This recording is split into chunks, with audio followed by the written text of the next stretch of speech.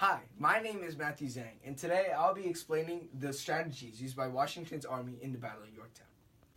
So it all started in Newport, Rhode Island. Rochambeau called Washington to go to Newport so they could have a meeting and talk about what their next move on the British were going to be. At first, Washington wanted to attack New York, which is way over here. But Rochambeau had a spy that told him that General Cornwallis, the British general, was at Yorktown.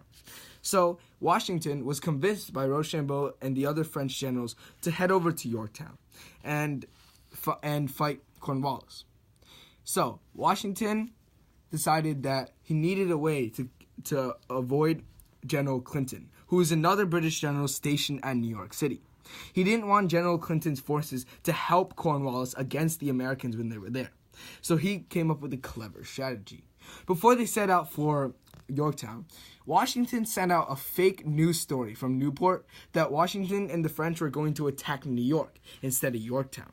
So he completely tricked almost everyone in the nation, saying how they were going to attack New York and how the British has to get ready for that. So General Clinton was so scared and surprised by this news that he immediately got his forces and got his army ready at New York to help defend against Washington's fake attack. But they didn't know it was fake. So right after they sent out the letter, Washington and Rochambeau sneaked out in Newport and slowly made their way down to Yorktown. As you see, the blue trail, that's their the route to Yorktown. So they moved across almost all the 13 colonies, and finally reached Yorktown. That's when the battle began.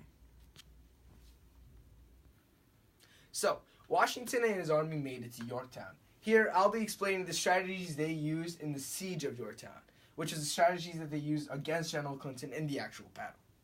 Go. So, here we are at Yorktown. This map will show you the American positions at the Battle of Yorktown. As you can see, the blue stands for the Americans, and it says Washington and the names of other states. So, at Yorktown, the Americans decided to surround General Cornwallis by attacking him on land, while the French attacked from the sea. As you can see, these small ships here, that's the French Navy. They used the French to distract the British on this side while they attacked from land. So, before the bombarding started, General Washington commanded his army to dig trenches around Cornwallis's fort.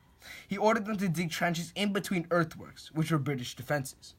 As you can see, these small lines here all around the British fort, these were the American trenches. They dug these and hid inside of them.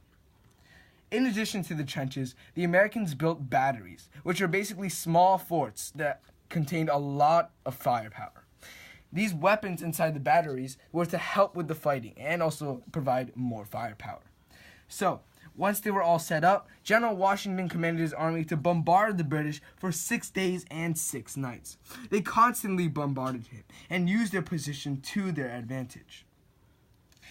In addition, when the Americans set up for the siege, their strategy was to surround the British fort with trenches and also separate the troops into multiple sections or wings. As you can see here, there are three small infantries here, 3 here, and 6 in the back. These multiple wings were designed so that there could be reinforcements from the back line and also front attack lines.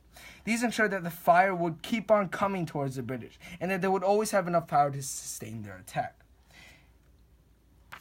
Along with these wings, the Americans placed their batteries, which were the firepower forts, in between the British defenses, along with their trenches.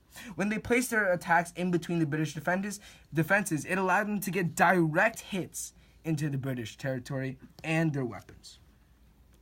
Once the 6-day and night siege completed, the Americans decided to attack the last redoubts, which were forts that the British had. As you can see here, this area is where the redoubts were. These redoubts were crucial for the Americans to take, for if they took them, then they would surely win the battle. So, Washington placed some of his troops in these first trenches. These trenches were just 300 yards away from the British, and Washington designed this so that they could distract the British. He commanded these soldiers in the trenches to fire on the British a few times. This made the British think that the Americans were still in the trenches. Meanwhile, at midnight, Washington brought his army out from behind and used with the help of the French to attack the redoubts. While during the redoubt attack, they took down the spikes and other defenses in front of the redoubts, while most of the soldiers of the British were sleeping. They took out the defenses at first so they couldn't get hurt. Once they took out the defenses, they made parapets and other walls to help protect them while they attacked the redoubt. These walls connected the redoubts and allowed them to attack at an advantage of protection. Once they took down the redoubts, they basically had the British under their control. So that was basically what happened at the Battle of Yorktown, and you can really learn a lot from these strategies. Thanks.